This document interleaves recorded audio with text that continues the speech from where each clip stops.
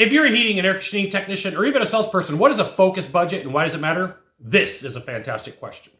I'm Scott Silverbell, coming to you live for HVAC Technician Sales Secrets on a perfect day to talk about sales and business and a fantastic day to talk about you.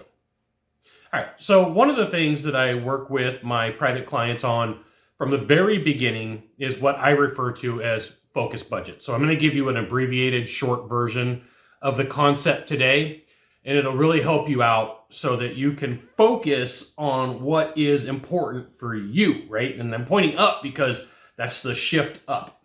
And so I want to let you know from the very beginning, everybody has a focus budget. And I'm going to give you very generic numbers. You can modify these to fit your needs, but the easier you keep this process and the more straightforward you keep this process, the easier it'll be for you.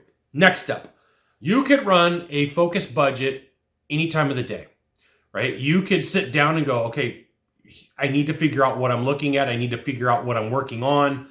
And here's how I'm going to do that. Now, what you have is a budget of 10. You got a budget of 10 spots on the board. That's it. 10.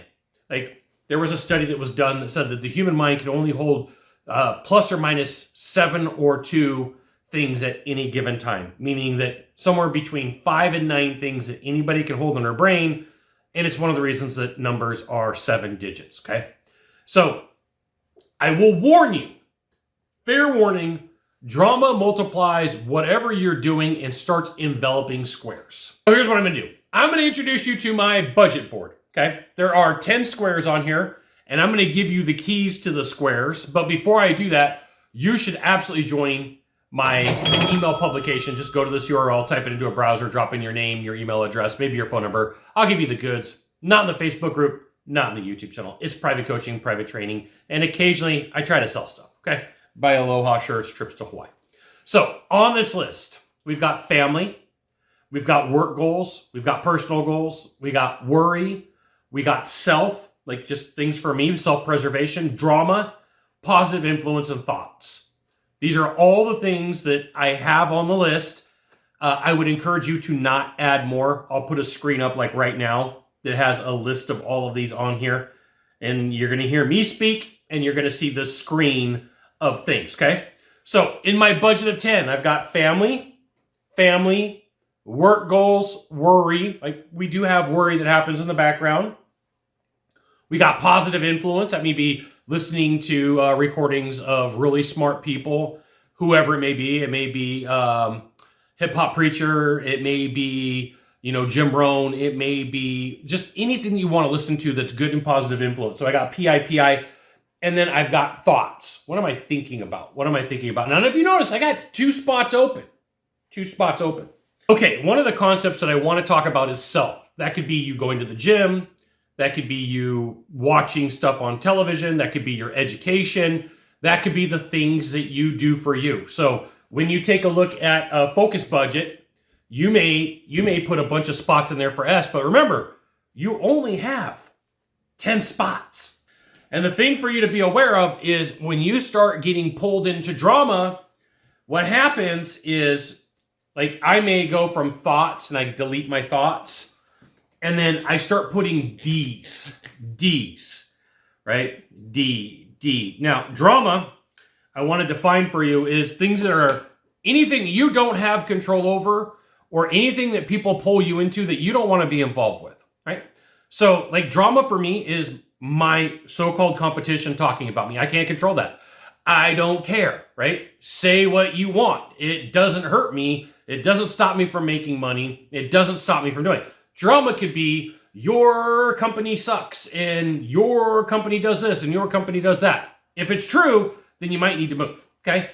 Drama is that sales guy over there or that sales girl over there is doing this thing or that manager over there or that manager over there is doing that. I don't care, right? I'm giving you my personal view. I'm trying to not let all of these drama squares start getting filled up. In fact, I would rather pull back and pull away and get away from all of that and replace it with goals, right? I'm gonna focus on my goals, my personal goals. My personal goals are gonna be my focus. I'm gonna fill it with thoughts.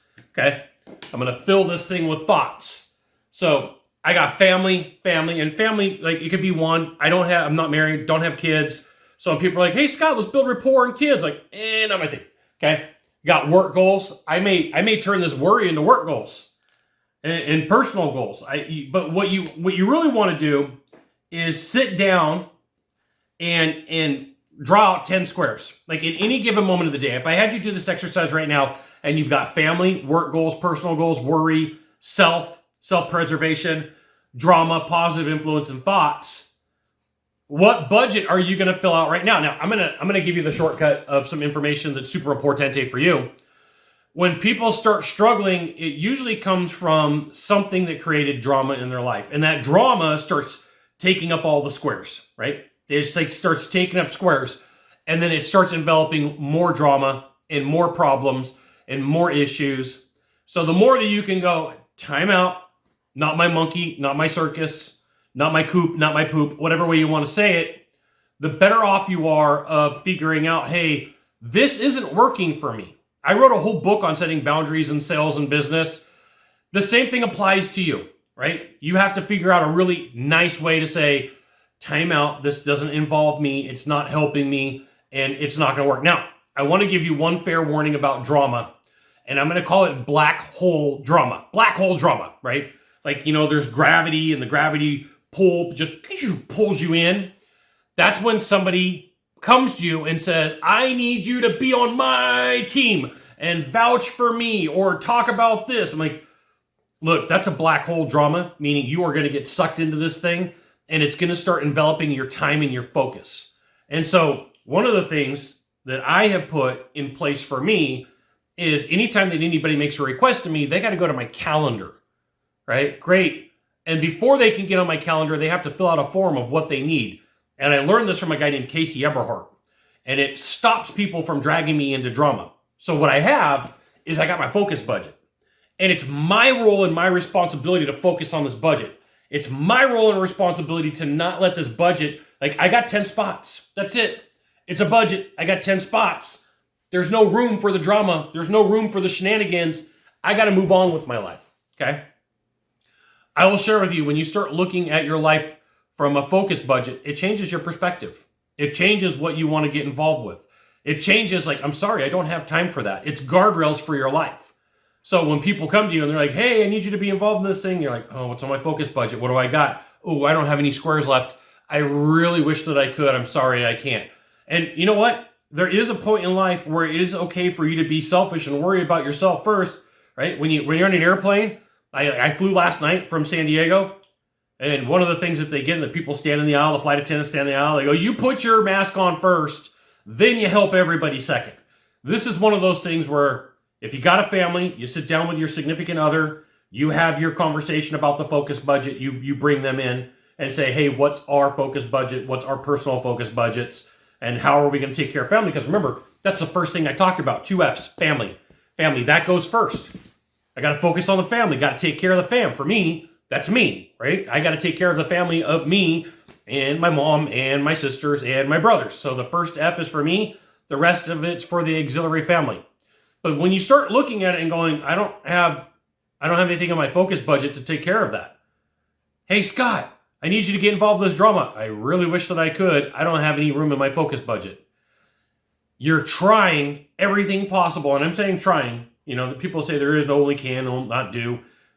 I get it. But here's the thing. You are trying to stay out of drama by keeping a focus budget. You got one of 3 things to do from here. Just one of 3. Find the subscribe button, click on it, and every time I send a video, you'll get an update. 2, hit follow. 3, you know what you got to do. Share this video with a friend. We'll see you soon. Thanks for watching.